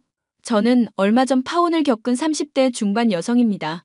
요즘 말로 이혼보다 파혼이 낫다고 파혼은 아무것도 아니라고들 하잖아요. 하지만 마음에 입은 상처는 파혼도 만만치 않다는 것을 느꼈습니다. 인간에 대한 불신, 심지어는 공포심마저 생겨서 이제 누구를 만나더라도 예전처럼 자연스러운 만남을 이어갈 수 없을 것 같다는 생각이 듭니다. 하지만 주변에 털어놓아 보아도 그런 집구석 인간들과는 파혼하길 잘했다며 이미 다 지나간 일인데 왜 그렇게 신경 쓰냐는 반응들이 많아서 더 이상 제 힘든 마음을 털어놓을 곳이 없네요. 온라인상에는 저와 비슷한 경험을 한 분들이 있을 것 같아 그런 분들과 제 힘든 마음을 나누기 위해 이렇게 사연을 보내게 되었습니다. 자기야, 이번 추석에 우리 집에 올 거지? 우리 엄마랑 누나가 자기 해준다고 벌써부터 맛있는 거 많이 준비하고 계셔. 아직 결혼도 안 했는데 벌써부터 명절을 자기네 집에서 보내는 건 아닌 것 같아. 우리 부모님도 서운하실 것 같고. 결혼하기로 약속했으면 그게 그거 아냐? 미리 와서 얼굴도 보고 서로 친해지면 좋잖아. 올해 명절이 나 결혼하기 전 부모님이랑 보낼 마지막 명절이 될 수도 있는데 벌써부터 시댁에서 보내기보다는 우리 부모님이랑 함께 하고 싶어. 자기도 이해하지? 나야 이해하지만 우리 엄마랑 누나도 이해할지는 모르겠네. 자기 올 거라고 내가 다 얘기해놨거든. 나랑 상의도 없이 얘기하면 어떡해? 내 의견은 중요하지 않은 거야? 결혼하면 남자 집에서 명절 보내는 게 당연한 거잖아. 어차피 결혼 약속한 사이니까 당연히 자기가 올 줄 알았지. 자기 예의 바른 사람인데 명절날 오는 걸 거절할 줄은 정말 몰랐다. 이게 예의랑 무슨 상관이야? 결혼하게 되면 모든 일은 부부가 공동으로 상의해서 결정해야지. 그렇게 자기 맘대로 독단적으로 결정하는 법이 어디 있어. 알았어. 내가 잘못했어. 지금 엄마한테 전화해서 명절 음식 다 버리라고 해야지. 한우 소고기도 사놓으셨던데 다 음식물 쓰레기통에 넣으라고 해야겠다. 그건 또 무슨 소리야? 내가 안 가면 자기 식구들이 나눠서 먹으면 될 일인데. 그걸 왜 버려? 누군가 오기로 해서 준비한 음식인데 그 사람이 안 오면 그 음식은 부정탄다고 생각하거든. 그래서 아무도 안 먹고 버리는 게 우리 집의 룰이야. 그런 말은 듣도 보도 못했어. 내 마음 불편하게 하지 말고 그냥 먹으면 안 돼? 자기는 전혀 신경 쓸 거 없어. 엄마가 알아서 해결하면 되는 거니까. 내가 지금 전화해서 한우랑 산적, 잡채, 갈비탕 몽땅 버리라고 할게. 하나라도 남아있으면 부정 타서 다음에까지 재수가 없어. 알았어, 갈게. 가면 되잖아. 아싸. 그럼 추석 전날에 와서 하룻밤 자고 다음날 차례 지내고 저녁까지 먹고 가면 되겠다. 사랑해, 자기야. 남자친구와 저는 작년에 자전거 동호회에서 처음 만났습니다. 당시 저는 34살, 남자친구는 26살이었죠. 누구에게나 밝게 웃으면서 다가가는 그 남자가 멋있어 보였지만 8살이라는 나이 차이 때문에 감히 다가갈 엄두도 내지 못했습니다. 그런데 어느 날부터 그 남자가 저에게만 따뜻한 캔커피를 건네기 시작했고 그렇게 서서히 사랑이 싹트기 시작했습니다. 남자친구는 조금 어리광을 부리는 듯한 면이 있기도 했지만 그런 면까지 귀여워 보였어요. 자기야, 나 이제 집에 도착했어. 씻고 쉴게. 푹 쉬어. 오늘 자기가 와줘서 우리 엄마랑 누나랑 엄청 좋아하시더라. 근데 그 음식들을 전부 어머님이 만드신 거 맞아? 보통 솜씨로 만들 수 있는 음식들이 아니던데. 인터넷에서만 보던 모형 음식들 보는 기분이었어. 전부 우리 엄마 솜씨 맞지? 우리 본가 인테리어도 대단하지 않아? 나 그렇게 넓은 집은 처음 가봤어.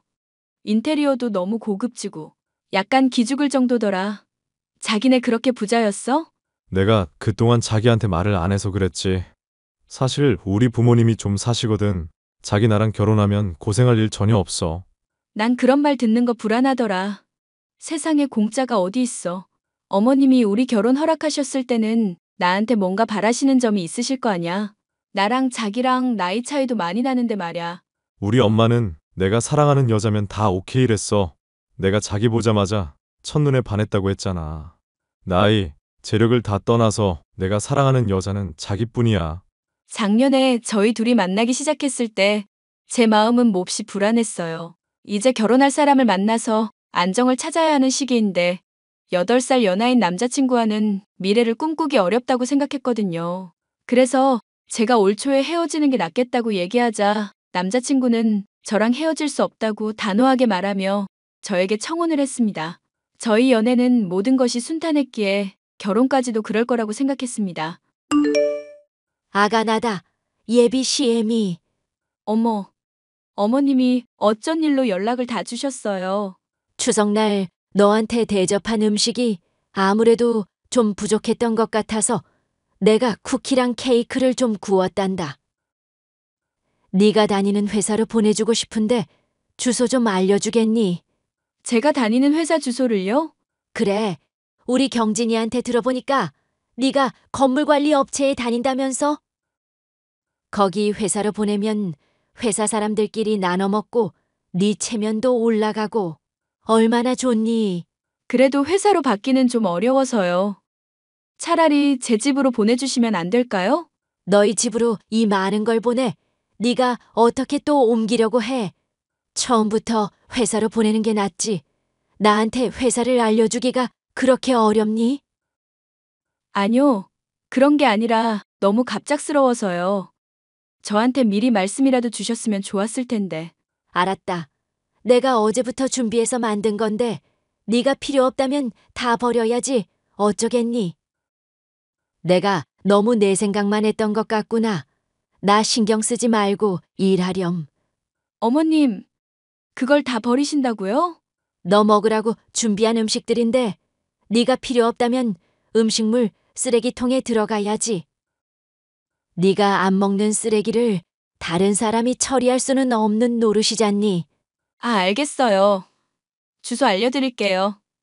이쪽으로 보내주시면 돼요. 제일 빠른 퀵으로 보낼 테니까 직원들이랑 맛있게 먹고 인증샷도 부탁한다. 감사합니다, 어머님. 사실 저는 남자친구와 그쪽 식구들에게 제 직업을 속이고 있는 상태였습니다. 건물 관리 업체에 다닌다고 했지만 그건 대외적으로 사용하는 제 직업일 뿐이고요. 사실 저는 상가 하나를 소유하여 직접 관리하고 있는 건물주입니다. 20살 때 지방에서 서울로 올라와 말도 못할 고생을 하면서 돈을 모았는데 다행히 돈복이 있는 편인지 투자한 것들이 수익을 거둬 30대 초반에 제 건물을 가질 수 있었습니다. 산전수전을 겪으면서 제가 깨달은 한 가지 원칙은 제가 가진 것들을 남들에게 자랑하지 말라는 것이었습니다. 동호회에서 만난 현재의 남자친구에게는 건물관리 업체 직원이라고 제 자신을 소개했고 저의 재력과 관계없이 절 사랑해주는 그 사람이 고마웠습니다. 시어머니께서 제 직장 주소를 궁금해하자 저는 친하게 언니 동생으로 지내는 1층 세입자에게 택배를 대신 받아달라고 부탁할 수밖에 없었어요. 언니, 지금 가게에 계시죠? 그럼 이미 나와서 재료 준비 중이지. 한두 시간 후에 제 이름으로 퀵이 하나 갈 건데 좀 받아주시겠어요? 쿠키랑 케이크 같은 거라는데 언니랑 직원들이 나눠서 드셔도 되고요. 어머, 뭐야? 우리 장 사장 결혼한다더니 벌써부터 이런 거 돌리는 거야? 그런 게 아니라요. 시어머니께서 저 주려고 만드셨다는데 딱히 받을 곳이 없어서요. 언니네 가게 주소 알려줬으니까 그쪽으로 갈 거예요. 시어머니가 벌써부터 그런 것까지 해줘? 장 사장 열심히 살더니 복 받았네. 남편이 8살이나 어린 것도 부러워 죽겠는데 시어머니까지 좋다니 내가 다 기분이 좋네. 아유, 아니에요. 아무튼 부탁 좀 드릴게요. 염려마. 내가 받아서 직원들도 나눠주고 장 사장 목도 남겨놓을게. 고마워요, 언니. 저는 결혼 전에는 제가 건물주라는 사실을 오픈할 생각이었어요. 하지만 아직은 때가 아니라고 생각해서 적당히 둘러대고 있는 중이었습니다. 마침 1층 술집 사장님은 제가 결혼을 앞둔 것도 알고 있고 평소에 서로 힘든 일이 있으면 잘 다독여주는 사이였기에 이번에도 마음 편히 부탁을 할 수 있었어요. 장 사장, 비상이야, 비상. 지금 나와서 나 좀 도와줄 수 있어? 언니, 무슨 일인데 그래요? 오늘 단체 손님 잡혀서 최고로 바쁜 날인데 알바 둘이 킥보드 타고 오다가 넘어져서 지금 병원에 실려갔대. 둘이나 빠져서 지금 홀이고 주방이고 난리야, 난리. 내가 오죽 부탁할 데가 없으면 장 사장한테 연락했겠어. 여기 와서 하루만 도와줄 수 있어? 제발 부탁이야. 알겠어요. 제가 지금 바로 나갈게요. 그날 술집에는 단체 손님으로 가득했고 저는 다른 때도 이 언니의 부탁으로 일손을 거들었던 경험이 있기에 빠르게 밀린 주문을 쳐내기 시작했습니다. 그때는 몰랐습니다. 그날 술집에서 일하는 저의 모습을 누군가 몰래 훔쳐보고 있었다는 것을요. 나다. 예비 씨 애미. 어머님, 안 그래도 연락드리려고 했어요. 상견례 날짜도 잡아야 하고요. 상견례는 얼어 죽을 하마터면 너 같은 쓰레기한테 우리 아들 넘겨줄 뻔했는데. 지금이라도 알아서 천만다행이지. 이것이 어떻게 우리를 감쪽같이 속였는지 모르겠네. 네? 저한테 왜 그러시는 거예요? 너 술집에서 일한다며? 너희 신우가 네가 적어준 직장 주소로 찾아갔더니만 네가 야시시한 옷을 입고 남자한테 웃음 팔고 몸 팔고 있는 거 똑똑히 목격했다고 했어. 이래도 발뺌할 거야. 거길 찾아오셨다고요? 그럼 설마 제가 일하는 직장이 알고 싶어서 쿠키 굽고 케이크 구운 거였어요? 당연하지. 그렇지 않으면 내가 너 같은 8살 연상 늑다리 며느리한테 케이크를 왜 보내니? 내가 우리 아들한테만 맡겨놓은 게 아무래도 불안해서 내 나름대로 술을 쓴 건데 이렇게 딱 걸릴 줄은 몰랐지. 이 못 되쳐먹은 것. 그럼 설마 경진 씨도 제 뒷조사를 했다는 말이에요? 우리 아들이 나이가 어려서 애가 좀 허술해. 나는 너 처음 보자마자 8살이나 많고 벌써부터 얼굴에 주름이 자글자글해서 딱 싫다고 했더니만 네가 무슨 건물주라는 둥말도 안 되는 얘기를 하길래 내가 나섰지. 너 언제까지 우리를 속일 수 있을 줄 알았어? 경진 씨가 저를 건물주라고 했다고요? 저는 그 사람한테 그런 말 한 적이 없는데요. 경진이 말이 자전거 동호회에서 너 건물주인 거 모르는 사람이 없다더라. 네가 전화 받을 때마다 월세가 어쩌고 세입자가 어쩌고 하는 거 안 들은 회원이 없다는데. 아예 네 맞박에다가 나 건물주라고 써놓고 다니지 그랬냐? 확성기에 대고 건물주라고 동네방네 떠들지 그랬냐고. 저런 머저리 하수한테 우리 아들이 넘어갔다니 내가 쪽팔려서 고개를 들 수가 없네. 됐고요. 저 경진 씨랑 얘기 좀 해볼게요. 우리 아들이랑 대화해서 뭐 어쩌려고 술집에서 일하면서 배운 천박한 말 기술로 우리 아들 농락해서 오해였다고 빠져나가려고? 어림도 없어. 경진이는 속아도 내가 안 속아. 내가 올해 조상님 제사도 잘 모셨는데 어쩌다 이렇게 더러운 게 우리 집에 들러붙어서는 꼴도 보기 싫으니까 꺼져. 저는 너무나 큰 충격을 받았습니다. 순수한 사랑이라고 믿었던 남자친구마저 저의 돈만 보고 결혼을 결심했다는 걸 안 순간 제 안의 모든 것이 와르르 무너지는 느낌이었어요. 그래도 예비 시어머니의 말만 듣고 모든 관계를 정리할 수는 없었습니다. 적어도 당사자의 말을 듣고 정리하는 게 맞다고 생각해 남자친구와 대화를 시도했습니다. 경진 씨, 어머님 말이 사실이야? 자기가 나 건물주라고 알고 만났다는 거. 뇌가 있으면 생각을 좀 해. 네가 건물주가 아니면 나 같은 젊은이가 너를 왜 만나? 아주 나이만 처먹고 양심은 저 세상에 팔아먹은 인간아. 내가 건물주라고 생각하게 된 계기가 뭐야? 네 전화 목소리 개 크거든. 전화 받을 때마다 이번 달 월세 빨리 보내달라는 둥 떠들어대길래 동호회에서 너 건물주인 거 모르는 사람이 없었어. 거기 있는 남자들끼리 누가 너 꼬셔서 결혼하나 내기해서 내가 이긴 줄 알았는데 이제 보니 완전 사기꾼한테 속은 거였어. 나 이제 쪽팔려서 그 사람들 어떻게 만나? 나를 두고 그런 내기까지 했다고? 니네들이 사람이냐? 너도 우리 같은 젊은 남자 꼬시고 싶어서 거기 들어와서 건물주 행세한 거잖아. 건물주 행세라도 안 하면 아무도 너 안 만나주니까. 내 말이 틀려? 너 만난다고 허비한 내 시간과 돈이 아깝다. 야, 다 필요 없고 내 계좌번호로 돈이나 보내. 내가 너한테 빌린 돈도 없는데 돈을 왜 줘야 해? 내가 너 건물주라고 해서 우리 엄마가 돈 얼마나 썼는지 알아? 네가 먼저 사기쳐서 이렇게 된 거니까 손해배상은 해줘야 할 거 아냐. 명절 음식 사온 값이랑 아파트 단기 임대비, 케이크 사온 값 다 정리해서 알려줄 거니까 오늘 안에 입금해. 그 모형 같았던 명절 음식이랑 케이크 다 사온 게 맞았네. 근데 아파트 임대비? 설마 너희 엄마가 산다는 그 아파트도 진짜가 아니었어? 내가 그렇게 돈이 많으면 너 같은 노땅을 왜 만나냐? 건물주 기둥서방 되는 줄 알고 힘 좀 줬더니만 돈은 돈대로 쓰고 나만 쪽팔리게 됐어. 너는 그럼 처음부터 끝까지 나한테 진심인 적이 단 한 번도 없었다는 거네? 눈이 있으면 거울을 보세요.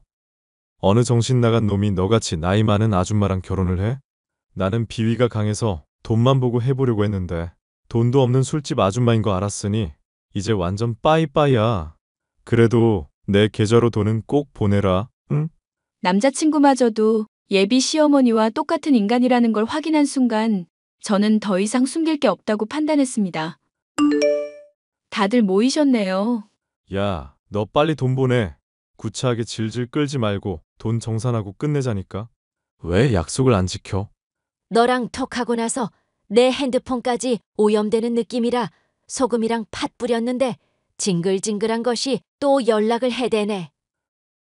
이젠 아주 굿이라도 해야 저것이 떨어지려나 보네. 물귀신보다 지독한 것. 우리 아들한테 푹 빠져서 아주 정신이 돌아버린 게 분명해. 뭐라는 거야, 미친 아줌마가. 술집 다니더니 제 말하는 것 좀 봐. 저런 천박한 게 우리 아들한테 꼬리를 쳤다니. 술집에 다니는 게 아니고 술집 건물이 내 거일 뿐인데? 뭐라고? 건물주 기둥서방 거의 다 됐는데 다 된 밥에 재 빠뜨려서 어떡하나. 우리 누나가 그날 술집 가서 네가 일하는 거 다 봤다고 했어. 거기 사장님한테 저 여자 누구냐고 했더니 일하는 알바라고 했다던데. 그럼 그게 다 뻥이었어? 그날 사정이 있어서 내가 가서 도와준 것뿐이야. 그리고 모르는 사람이 물어보면 당연히 일하는 사람이라고 하지. 우리 상가 건물주인데 저랑 친해서 오늘 일 도와주러 왔어요. 이러겠냐? 아가, 그럼 그 건물이 네 소유가 맞다는 거야. 우리가 진즉에 알았으면 너한테 더 잘해줬을 텐데. 그걸 왜 이제 말하니? 우리 사이에 참 섭섭하다. 자기야, 이거 다 몰래카메라였어. 자기와 나의 사랑을 시험하는 깜짝 몰카. 재밌지? 건물주 며느리 보겠다고 남의 아파트까지 빌려서 사기치는 인간들아. 그 정도 정성이면 열심히 일해서 건물주가 되겠다. 자나깨나 남 등쳐먹을 생각만 하니까 오던 복도 달아나는 거야. 내가 했던 말 다 사과할게. 누가 봐도 오해할 만한 상황이었잖니. 따지고 보면 먼저 솔직하게 말을 안 하나가 네 잘못도 있고 말이야. 맞아. 자기가 처음부터 나한테 솔직하게 얘기해줬으면 이렇게 오해할 일도 없었잖아. 그래도 이제부터라도 우리 사랑이 더 단단해질 거야. 원래 비 온 뒤에 땅이 더 굳는 법이라잖아. 너 같은 사기꾼은 언젠가 일간신문 사회면에서 볼까 무섭다. 이대로 내 인생에서 조용히 아웃해주라. 그게 내 마지막 부탁이야. 그렇게 저는 저에 대한 모든 것을 밝히고 시원하게 파혼을 선언했습니다.